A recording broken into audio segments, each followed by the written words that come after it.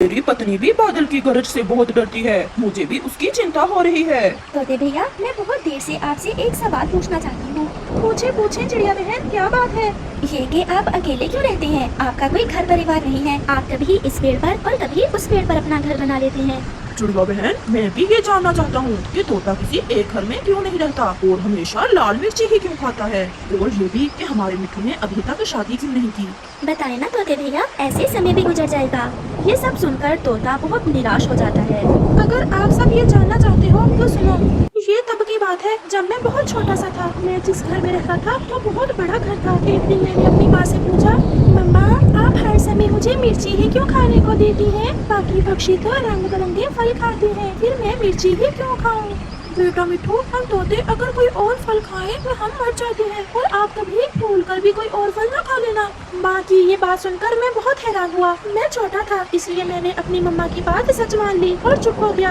और फिर एक रात मैं सोया हुआ था। मुझे रात को बहुत प्यास लगी। मैं पानी पीने के लिए उठने ही वाला था कि पापा की आवाज मेरे कानों में पड़ी। अब मिठू बड़ा हो गया है। अगर इसे किसी ने बता दिया कि मिठू हमारा बेटा नहीं है तो सारा खेल खराब हो जाएगा।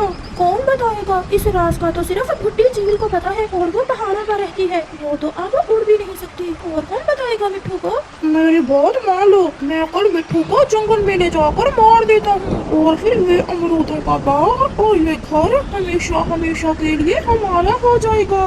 तो फिर जान से न मारना, उसे घने जंगल में छोड़ आना। छोटा है अभी, खुद ही मर जाएगा और हम उसकी जायदाद पर कब्जा कर लेंगे।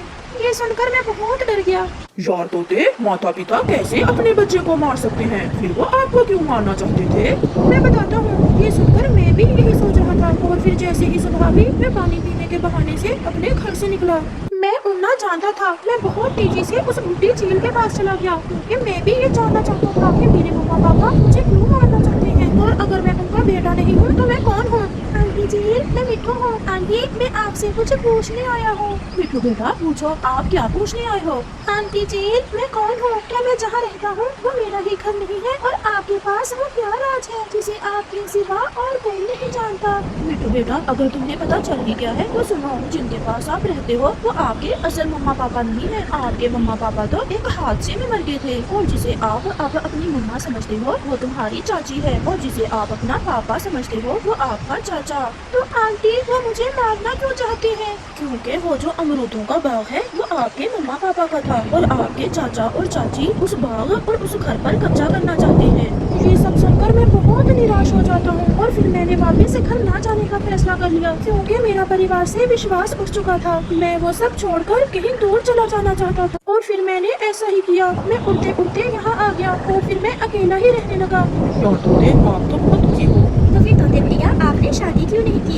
इसलिए कि मुझे सारे रिश्ते छोटे लगते हैं। मेरे सगे चाचा जी ने मुझे मारना चाहा, और मुझे हमेशा खाने में मिर्ची देते रहे, और मेरे बाप के मीठे मीठे अमरूद खुद खाते रहे। अब मुझे किसी पर भी विश्वास नहीं है। मैं अकेला ही रहना चाहता हूँ। नहीं तोते भैया, सब रिश्ते ऐसे नहीं होते। जहाँ बुराई है वहाँ अच्छाई भी है। माँ बाप, बहन भाई, पति पत्नी और संतान के रिश्ते ऐसे रिश्ते हैं जो एक दूसरे के लिए जीते हैं। अगर आपके चाचा और चाची ने आपके साथ ऐसा किया तो इसका ये मतलब नहीं कि सारे रिश्ते ही ऐसे होते हैं। अब बारिश भी रुक गई है, चलो अब घर चलें।